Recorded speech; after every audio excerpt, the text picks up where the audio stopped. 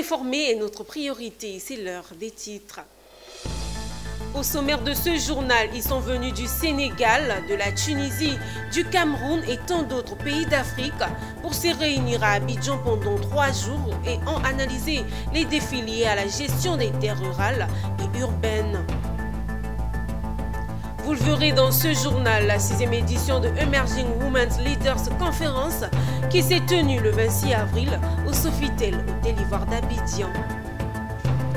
Il s'est ouvert à Abidjan ce lundi 28 avril un atelier régional d'évaluation de la mise en œuvre de la directive relative aux spécifications harmonisées des carburants automobiles dans l'espace CEDEAO. Et l'Association des Églises baptistes évangéliques a organisé à Korogo la retraite annuelle des couples pastorales. Détail de ce journal. Mesdames, Messieurs, vous êtes au numéro 171 et vous suivez Business 24 Africa. En tête de ce journal, ils sont venus du Sénégal, de la Tunisie, du Cameroun, du Gabon et d'autres pays d'Afrique pour se réunir à Abidjan. Pendant 3 jours, ces jeunes engagés ont analysé les défis liés à la gestion des terres rurales et urbaines. Ce premier forum des jeunes africains sur le foncier organisé du 24 au 26 avril par les jeunes volontaires pour l'environnement Côte d'Ivoire a été conclu par une déclaration forte contre l'accaparement des terres et pour une gouvernance foncière responsable. Reportage Konena Norgo. 3 jours d'échange et de mobilisation d'Épure Abidjan en Côte d'Ivoire pour un accès juste et équitable aux terres en Afrique. À l'initiative des jeunes volontaires pour l'environnement, une centaine de jeunes leaders ont confronté leurs expériences lors de cette première édition du Forum des jeunes africains sur le foncier, tenu du 24 au 26 avril 2025. Face à la pression foncière, les jeunes leaders africains haussent le ton. Nous condamnons l'accaparement des terres, la thésaurisation et les politiques territoriales inadaptées qui marginalisent les paysans paysannes, les communautés et bradent les terres africaines au profit des multinationales, des investisseurs étrangers et nationaux, ainsi que des élites locales. Nous condamnons l'entrave par les gouvernements africains à l'exercice des droits fonciers coutumiers et la non-prise en compte des règles coutumières existantes. Nous appelons les gouvernements des pays africains à garantir la souveraineté des peuples sur leurs ressources naturelles et leurs richesses nationales, telles que le stipulent les droits constitutionnels et les conventions internationales. Nous appelons les gouvernements des peuples africains à restituer les terres dépossédées aux communautés en adoptant des réformes agraires et foncières justes, inclusives et équitables. Venus entre autres pays du Gabon, du Sénégal, du Ghana, du Burundi, de la Côte d'Ivoire, du Burkina Faso, du Mali, du Cameroun et de la Tunisie, ils ont aussi partagé les initiatives locales de sécurisation foncière. Cette première édition du Forum des jeunes africains sur le foncier s'est clôturée par une déclaration commune et une visite de terrain, symbole de leur engagement de défendre l'héritage foncier africain.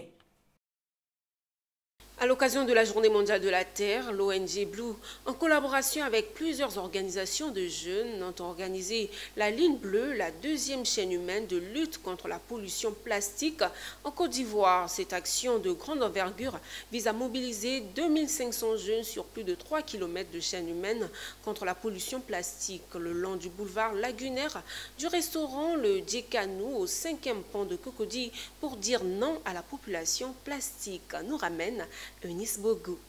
Le plastique représente une menace majeure pour l'environnement, particulièrement en Côte d'Ivoire où la ville d'Abidjan génère 288 tonnes de déchets plastiques par jour, dont moins de 10% sont recyclés. Cette situation contribue fortement à la dégradation des zones côtières de la lagune. C'est dans ce contexte que l'ONG Blue a lancé le 3 juillet 2023 la première chaîne humaine Ligne Bleue. mobilisant plus de 1000 jeunes pour exiger l'instauration de la vidéo-verbalisation contre le jet de déchets depuis les véhicules sur la base de ce principe. La deuxième édition, qui a eu lieu ce samedi 26 avril 2025 sur le boulevard Lagunet à Abidjan Plateau, ambitionne de mobiliser un public encore plus large et de renforcer le plaidoyer pour une lutte efficace contre la pollution plastique. Nous sommes là aujourd'hui pour la deuxième chaîne humaine de l'histoire de la Côte d'Ivoire pour l'environnement. Nous sommes ici pour montrer au monde entier, pour montrer à nos dirigeants, pour montrer à la jeunesse, à nos parents que nous la jeunesse, nous avons compris que l'environnement, c'est notre bien à tous, c'est notre héritage. Et que si nous ne protégeons pas l'environnement, personne ne le fera à notre place. Ainsi, aujourd'hui, vous voyez des personnes qui ont laissé leur samedi. Vous voyez des personnes qui ont donné de la voix. Vous voyez l'ambiance de fou qu'il y a ici aujourd'hui. Nous sommes là, nous nous tenons les mains ensemble afin de dire non à la pollution plastique. Ce matin, nous sommes réunis ici pour une initiative menée par l'ONG Blue qui a pour thématique la chaîne humaine. La chaîne humaine, c'est un grand rassemblement qui a eu lieu, je pense, il y a 2 ans. Et pour cette année, elle est en train de réunir un maximum de 2500 personnes qui vont se réunir, se tenir main dans la main afin de dire non à la pollution plastique et également à tout ce qui est pollution de l'environnement, notamment l'énergie verte et bleue. L'ONG Blue est l'une des plus grandes organisations des jeunes engagés dans la lutte contre la pollution plastique des mers et de la promotion d'une économie bleue durable en Côte d'Ivoire. Toujours en actualité, la 6e édition de Emerging Women Leaders Conference s'est tenue le samedi 26 avril au Sofitel Hôtel Ivoire d'Abidjan en présence d'éminentes figures féminines et de diplomates. Organisée chaque année par HTS Partners, l'Emerging Women Leaders Conference est un programme axé sur l'entrepreneuriat féminin et l'autonomisation des femmes en vue de promouvoir le renforcement des capacités des jeunes femmes africaines à travers des conseils sur la finance, le mentorat, le réseautage, la création d'opportunités et surtout le développement des capacités personnelles. Encore une fois, Eunice Bogo pour des précisions. Emerging Women Leaders Conference est un programme axé sur l'entrepreneuriat féminin et l'autonomisation des femmes en vue de promouvoir le renforcement des capacités des jeunes femmes africaines à travers des conseils. Cette conférence emblématique a été marquée par des moments de formation au mentorat, des panels de haut niveau, des espaces d'opportunité, d'accès au financement, d'accès au marché et de réseautage. 2 panels de haut niveau ont contribué au succès de cet événement qui a accueilli plus de 500 participants. Afoutouri, fondatrice de HTS Partners et commissaire générale de Emerging Women's Leaders Conference, a donné les raisons du choix d'accompagner les femmes. Nous considérons l'autonomisation des femmes comme un enjeu du développement et aussi de la justice sociale. Et nous, en tant qu'institution en charge des questions des droits de l'homme, coacher des femmes pour promouvoir leurs droits économiques pour nous, cela fait partie de notre mandat et nous ne pouvons que saluer l'initiative, soutenir l'initiative. Nous avons débuté dans un premier temps dans l'esprit de développer le leadership et certaines capacités non seulement professionnelles et intellectuelles chez les jeunes femmes. Et ensuite, nous avons émergé vers un programme beaucoup plus adapté de 3 mois où nous formons des femmes entrepreneurs au pitching, aux aspects de la finance, aux aspects de gestion et de management et surtout de stratégie, afin qu'elles puissent non seulement développer leur business, mais qu'elles puissent être les grandes entreprises de demain. Parce que nous avons non seulement noté que les femmes, étant déjà, beaucoup de femmes sont entrepreneurs, mais elles restent dans un entrepreneuriat de subsistance. Nous voulons qu'elles émergent et qu'elles puissent devenir justement de grandes chefs d'entreprise. Notons que les femmes africaines sont très largement impliquées dans la vie économique du continent avec un taux de participation au marché du travail de 55%, soit un niveau supérieur à celui observé dans les pays les plus avancés de 53% à la moyenne mondiale 48%, selon les données de l'Agence française de développement. Parlons santé à présent. Chaque année, le 25 avril, le monde entier célèbre la journée mondiale de lutte contre le paludisme. Cette année, sous le thème « Le paludisme prend fin avec nous », réinvestir, réimaginer, rallumer, Azito OEM s'est mobilisé en faveur des populations d'Azito dans la commune de Yopougon. Sensibilisation, assainissement, formation des agents de santé, distribution de moustiquaires, retour sur cette mobilisation communautaire avec Konena Norgo. Sensibiliser, former, agir. À Azito, dans la commune de Yopougon, la lutte contre le paludisme prend une dimension communautaire.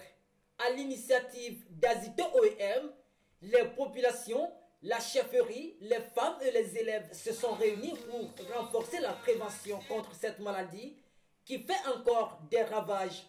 Nous sommes donc mobilisés pour marquer notre engagement à intensifier la lutte contre le paludisme sur une semaine d'activité.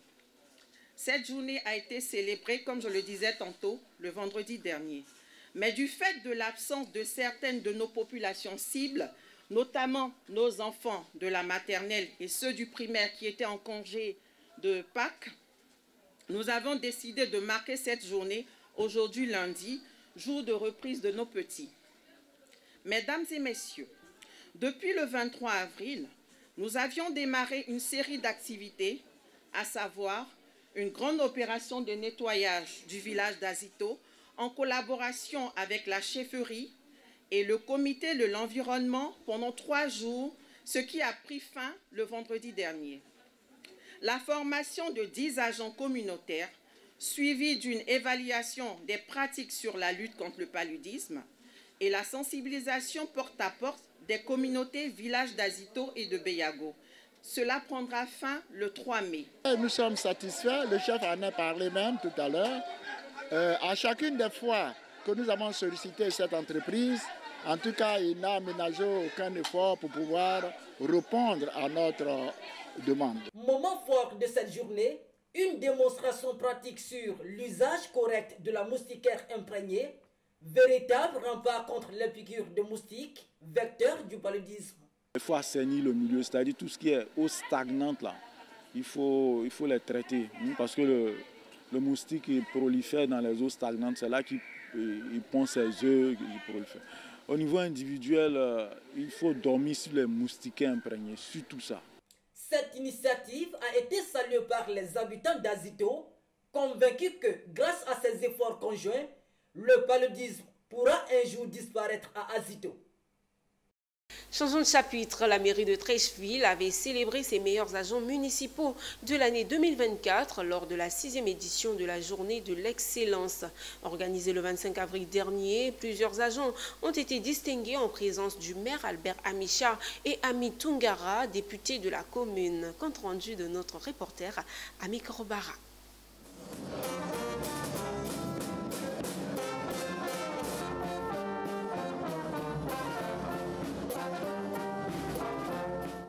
La maison Nzassa de Treichville a accueilli la cérémonie de distinction des agents municipaux qui se sont illustrés au cours de l'année 2024.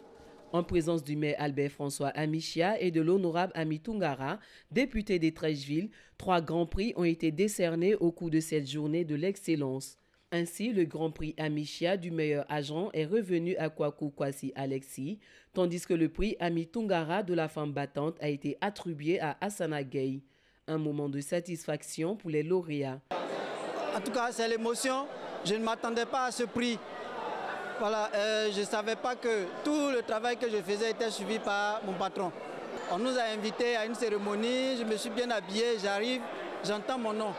Voilà, et 2 fois, agent, meilleur agent de la direction, et puis super, voilà, le super prix. Je suis très heureux, très heureux. Je veux dédier tout ce prix que je viens d'avoir à notre direction et à tous mes collaborateurs. Je suis très heureuse.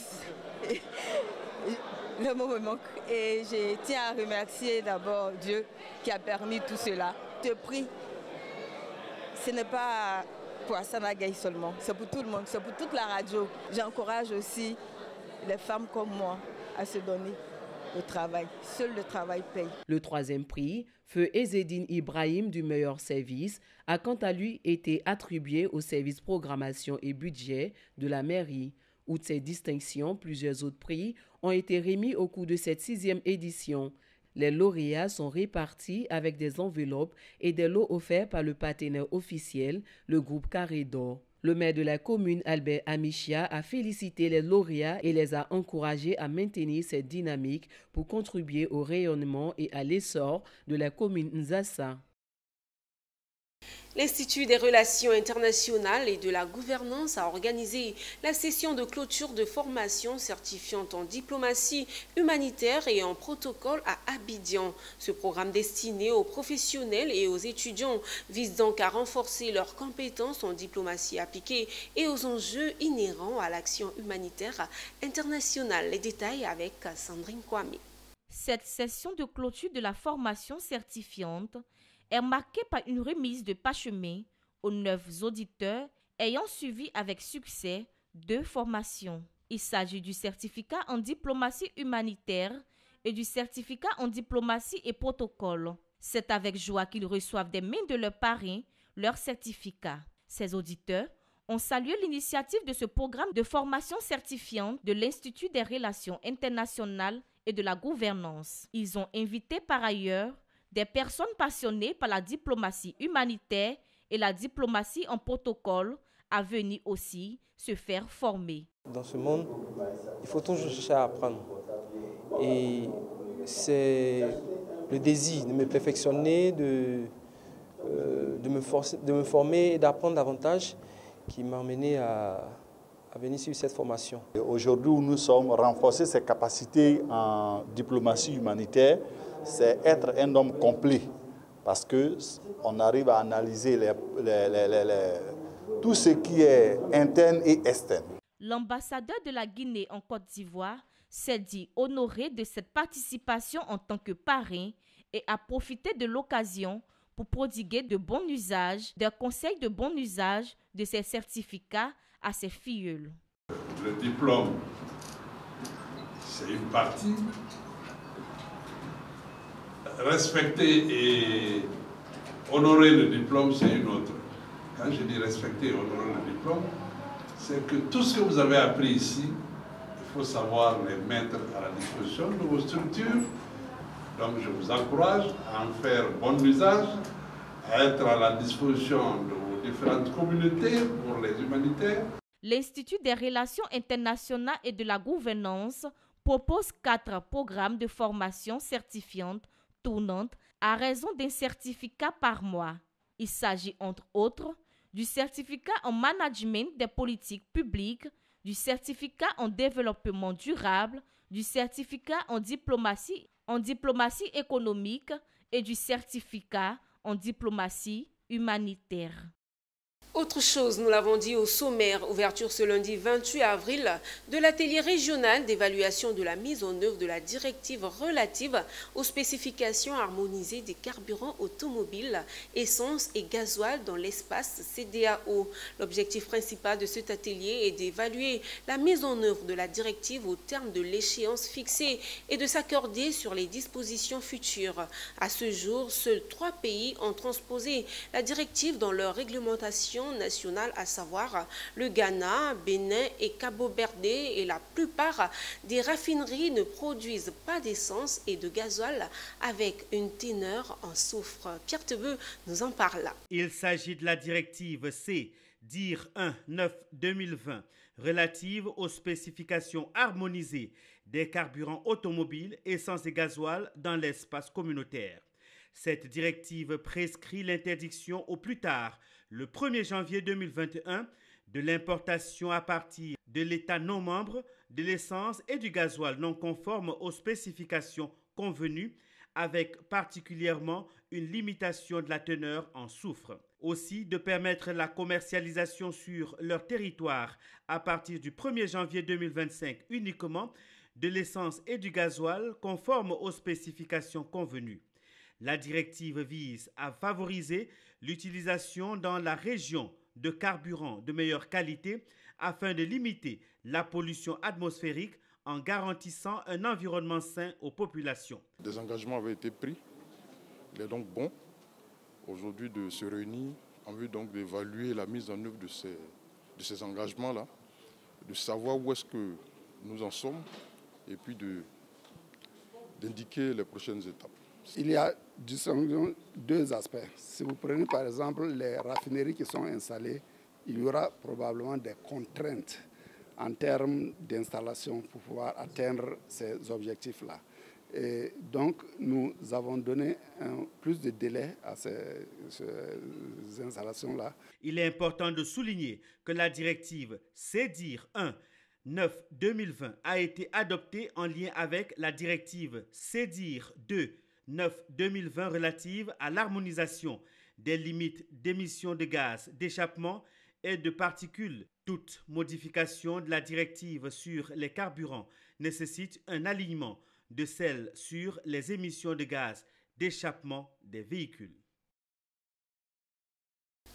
Poursuivons ce journal. Sachez qu'une réunion de concertation s'est tenue entre le gouvernement et les organisations syndicales de l'éducation nationale et de la formation professionnelle autour des préavis de grève d'avril au cabinet de la ministre de l'Emploi. À l'issue des échanges, les partis ont réaffirmé leur adhésion à la trêve sociale 2022-2027 et se sont raccordés sur plusieurs points, à savoir l'organisation de cours de rattrapage, le respect du calendrier de discussion sur les primes, ainsi que l'examen du plaidoyer en faveur des enseignants sanctionnés pour fait de grève. Le cas de M. Ghislain Dougari, assis enseignant condamné, a également été évoqué dans le respect de l'indépendance judiciaire, suivant quelques extraits de cette déclaration finale. Au thème des échanges, les parties se sont accordées sur les points suivants. L'adhésion pleine et entière des parties au thème du protocole d'accord portant trêve sociale 2022-2027 afin de garantir un climat social apaisé propice au bon déroulement de l'année scolaire. L'organisation de cours de rattrapage selon les modalités techniques définies par le ministère de l'Éducation nationale et de l'alphabétisation et le ministère de l'enseignement technique, de la formation professionnelle et de l'apprentissage afin d'achever l'exécution du programme éducatif de l'année scolaire 2024-2025.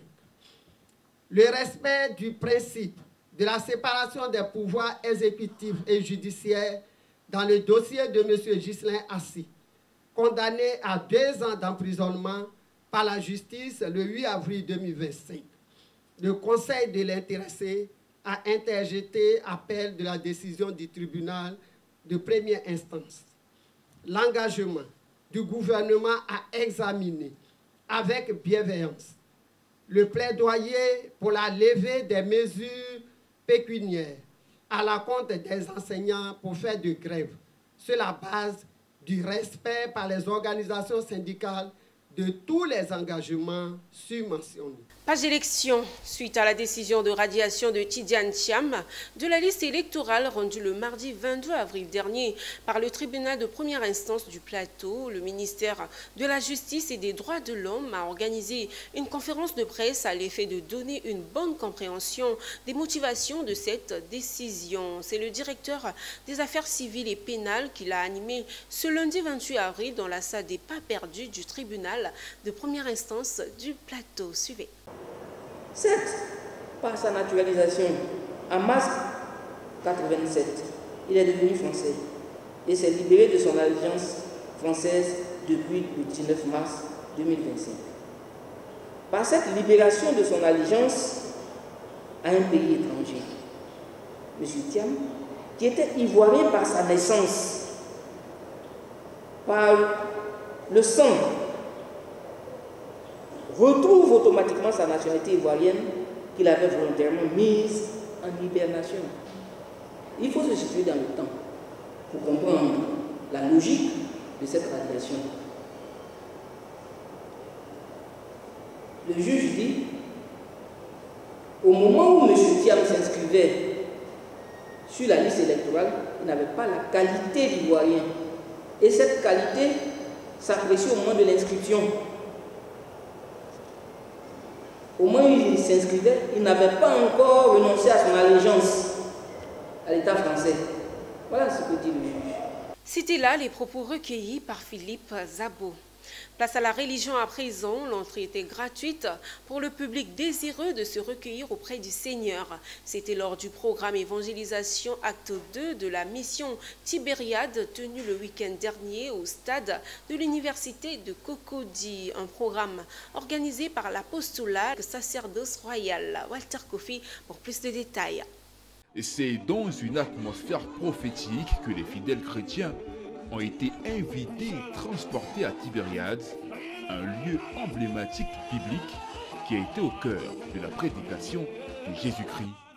C'était lors de la mission Tibériade Acte 2, un moment de communion fraternelle et de louange tenu au stade de l'université Félix Houphouët-Boigny de Cocody. Organisé par l'apostolat catholique d'évangélisation Sacerdoce Royal, autour du thème « Viens et vois celui qui m'a guéri », tiré de Jean 5, verset 11, et animé par le père Raoul Mambo. Je suis très édifié de voir autant de monde, autant de jeunes qui ont faim et soif d'entendre la parole de Dieu, d'approfondir leur expérience chrétienne, qui ont surtout besoin de grandir dans la doctrine de l'Église. Ça vraiment, ça m'édifie beaucoup. À s'accrocher à Jésus, pousser les chrétiens à aimer Jésus, à avoir une relation directe avec Jésus, à ne pas compter sur tout ce qui est à côté, tout ce qui est autour, mais savoir rester concentré, focus sur Jésus, une relation personnelle avec Jésus, une relation d'intimité avec Jésus qui nous permet d'être autonomes, d'être libres et d'être des personnes qui expérimentent la résurrection. Un moment d'adoration très attendu par le public et les participants. Tibériade, c'est le lieu de la manifestation de la puissance de Dieu. Les Saintes Écritures nous disent qu'à Tibériade, il y a eu des miracles, il y a eu des signes. Et Tibériade, c'est ce lieu-là où tout le monde entier est réuni et Dieu manifeste sa gloire et sa puissance. Rappelons que la mission Tibériade Acte 2 de l'apostolat catholique d'évangélisation Sacerdoce Royal Côte d'Ivoire s'est tenue les 26 et 27 avril 2025 au stade de l'université Félix Houphouët-Boigny de Cocody. Dans ce même registre, l'Association des Églises Baptistes Évangéliques, en abrégé AEBEC, a organisé récemment dans le district de Korogo, plus précisément à Kombolokoro, la retraite annuelle des couples des pasteurs. Le but de ce rendez-vous annuel était entre autres de préparer les épouses des pasteurs à accompagner spirituellement leurs époux dans leur charge pastorale. Plus de 65 couples de pasteurs ont assisté à cette retraite qui avait pour thème le ministère de la femme dans l'Église et qui a rappelé cette année le rôle clé des épouses pasteurs. Ce reportage de Marius Seri est commenté par Pierre Tebe. Ils étaient 65 pasteurs, tous accompagnés de leurs épouses pour cette retraite spirituelle dans le district de Korogo à Kombolokoro. La place de la femme auprès de leurs époux pasteurs est une grande préoccupation pour l'Église qu'ils servent. Mais cette question a dépassé les murs de l'Église et l'Association des Églises Baptistes Évangéliques en abrégé AEBC a voulu impliquer les épouses des pasteurs dans l'accompagnement spirituel de leurs époux. Cette rencontre spirituelle à Kombolokoro a d'ailleurs permis à ces nombreuses femmes de pasteurs de se rencontrer et de faire connaissance. Plusieurs femmes qui ont servi avec le Seigneur. Dans la Bible, les femmes qui ont servi sont nommées, elles sont nombreuses. Donc nos femmes ne doivent pas rester à l'écart, elles doivent s'impliquer dans le travail que font leurs époux. L'enseignement de cette année a été très bénéfique pour les épouses des hommes de Dieu dans la pastorale de leurs conjoints. Une retraite accompagnée par des mains généreuses. Ça a été un plan de Dieu. On a fini de construire.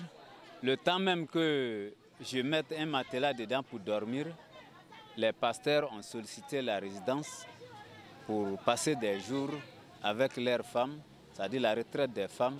Je pense que c'est une bénédiction. Si aujourd'hui on nous permet d'être auprès de nos hommes, aussi de les accompagner dans le ministère, je me sens valorisée, je me sens une personne importante. La mutuelle du village a offert un don d'1 million de francs CFA et un terrain sur lequel sera construite la maison de retraite des pasteurs. Les pasteurs et leurs épouses, membres de l'association, repartent avec la conviction que leur pastoral reste solide avec l'accompagnement de leurs épouses. Changeons de direction. La protection des éléphants du parc national du Mont Peko était au cœur d'un atelier de protocole de suivi le week-end dernier à Djekwe. Cet atelier a regroupé agents des eaux et forêts, enseignants, chercheurs et spécialistes en écologie végétale, nous dit Théodore Kanga, notre correspondant sur place. Un atelier sur le protocole de suivi des éléphants du parc national du Mont Peko s'est tenu le 17 avril dernier à Djekwe. Face à la déforestation, au braconnage et à l'expansion des activités humaines, l'Office ivoirien des parcs et réserves, OIPR, en partenariat avec les chercheurs et les acteurs locaux, a décidé de renforcer la protection de cette espèce emblématique. L'éléphant, qui est l'emblème du pays, après la reprise en main, nous l'avons retrouvé. Donc pour nous, il serait important de vraiment mener une étude spécifique à l'endroit de ce pachyderme pour comprendre certains phénomènes. Comment il a pu résister et il est encore présent malgré les infiltrations agricoles. Est-ce que la population qui est là est encore viable et voir aussi quelles sont les mesures de gestion qu'on pourrait prendre pour pouvoir mieux conserver cet animal. Ce protocole s'appuie sur plusieurs outils. L'installation de pièges photographiques, l'utilisation de drones et la collecte d'indices de présence tels que les empreintes ou les crottes. Il prévoit également le renforcement des capacités techniques des équipes sur le terrain dans les mois à venir. Nous allons utiliser la marche de reconnaissance. Là, on va se promener de façon aléatoire dans le parc en collectant bien sûr les informations relatives à la présence des éléphants. Et pour optimiser au mieux nos données, nous allons appliquer une autre méthode standard par piégeage photographique. Et ça va consister à trouver des points stratégiques dans la forêt, bien sûr, et sur les transects, et placer des caméras pièges sur un temps peut-être de 2 mois.